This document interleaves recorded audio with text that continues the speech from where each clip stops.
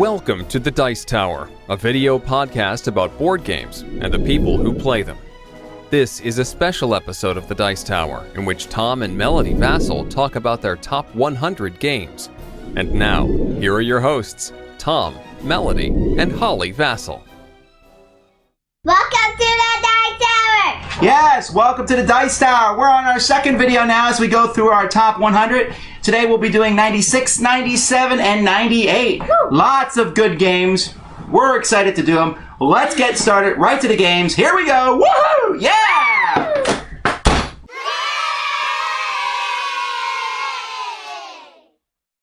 I like this game because I like hiding things and looking for hiding things. I also like it because it's mystery. I love mystery. Yeah, this is a game that actually has a really interesting box. It doesn't open like most boxes. Instead, it opens up like a suitcase to some degree, if I can figure it out. There we go. And then on the bottom, there's actually a drawer that comes out in which you're going to hide things, which will then be seen through this silhouette. See, there's a whole pile of shapes. Let me see if I can pull this drawer out. There's a whole pile of shapes that are in the game. For example, a teddy bear. A key. A picture frame. A vase. A shirt. Haha, you don't have one. Glasses. A necklace. And so on and so forth. And you're going to use a certain number of these. And you're going to take one out and put it in the drawer. And then you'll shut the drawer. And then open the box. And everyone has to guess which shape is missing. It's a very interesting and entertaining game. And they'll use these cards to figure out which one is gone. Who do you think can play this game? 6 and up?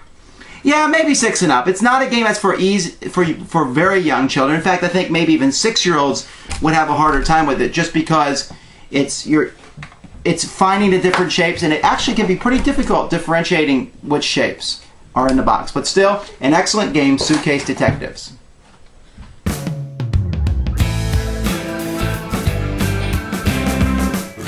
Umbra is new to the list, brand new. Not that I haven't played the game before, but I never really thought the game was that exciting. But once I got this version, which is the big box version, it comes with 20 expansions. Now, just over the past week, I reviewed all 5 expansions. Each expansion comes with 4 modules, and you can mix or match those modules. But it's amazing, all the different pieces that are in the box. Umbra is the other tile laying game like Carcassonne, where you're building a garden made up of different tiles, and the game itself I find okay. It just seems a bit pedestrian. You're constantly simply doing the same actions over and over, but once you add in all these modules, there's just all kinds of things going on. And so this is really a steal to get this. It's an expensive game, but you're getting all the expansions with it rather than to buy them and then each one separately. There's even a really nice insert in which you can put all the pieces in the box, but I really have enjoyed this and have had a lot of fun playing it with both my wife and daughter mostly, but with other people also.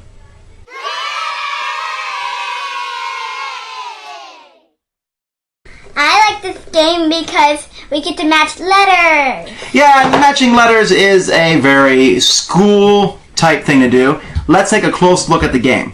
There's actually 3 different ways to play this game, but all of them include these cards which have different pictures on them and different letters. For kids who may not know all their letters yet, it matches each letter with a picture. But basically each game involves matching a letter with a picture on another card. For example, let's say Melody has a card in her hand. Go ahead and show it. D for dolphin.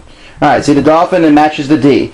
And so one game she would get a card that matches in the middle. In another one you're trying to quickly do it as fast as you can. And many of the times you're using different chips. Now, M is for Mouse is a pretty decent educational game.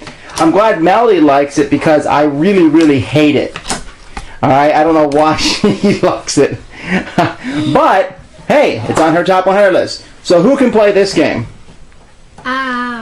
5 and up. Can I play it? Yes. Do I like to play it? No. Do you? Yes.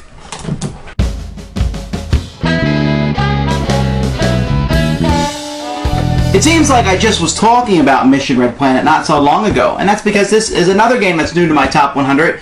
It's hovered around 120 or so the last couple years. I've really enjoyed it, but it seems like I play it more and more, which is why, again, it made my list. Games I play a lot will make it. The game is basically about colonizing Mars, and in essence, it's just an area control game of Mars. Now, it's neat to have a sci-fi game, of course, on the top 100, and it doesn't look so neat when you have a bunch of little colonists or astronauts that are just little discs. But where the game really shines are these special action cards, in which players will pick one each turn, which gives them a special ability. This game was designed, one of the co-designers anyway was Bruno Feduti, and you can tell it's the same kind of mechanic that we've seen in Citadels, but here it's done in a much more interesting way. What I really like about this game is that it takes about an hour to play and really has the feel of a much longer, interesting game. Are those good astronauts? Mission Red Planet.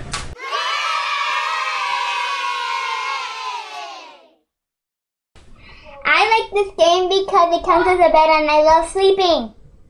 And the game really has some amazing components. Let's watch as Melody and Amy build the bed together from the different components.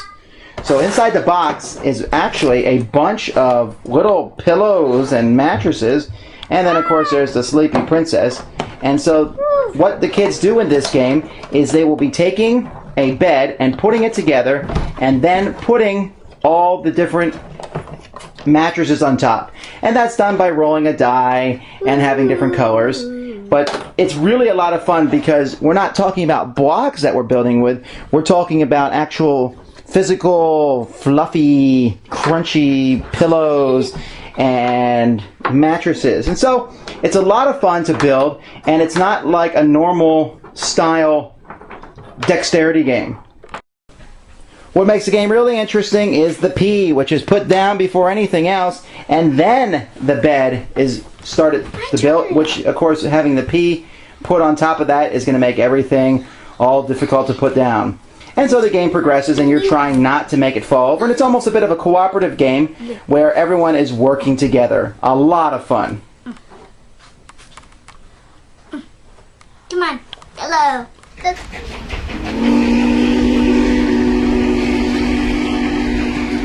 This is what's known maybe today as Alan Moon's other train game, Union Pacific. I mean, when I first saw Ticket to Ride, which is his most popular game today, the trains looked just as similar to the ones that are found in this game, the little plastic trains, and it still has paper money. And yet, this game is a very enjoyable stock market game. Yes, you're building trains across a map of the United States, but you're still trying to buy stock in different companies. It sounds like a lot of train games today. Build track, buy stock. But this is the one on a much simpler level. It's very similar to a game called Acquire. Now, if you've watched my videos, you see that Acquire this year did not make the top 100. I've always had a hard time choosing between them. Acquire feels like maybe a more focused game, but I've decided this one comes out more often solely because of the theme. Solely because you can watch yourself build the tracks across the board, and it's a lot more fun that way. I like it. I wish it wasn't out of print. There's been rumors that it will come back into print. Who knows? But if you can find a copy, I would definitely recommend Union Pacific. All right. Well, thanks so much for joining us this time with my three daughters, Melody, Holly, and Amy. And we'll see you guys in a day or so with the next three in our top 100. Until then, this is the Dice Tower, and we're the Vasels. Woo! Yeah! Thanks for joining us today. For more written, audio, and video reviews, as well as the #1 board game podcast, check out the website at www.thedicetower.com. Until then, this is Eric Summerer, and you've been watching The Dice Tower.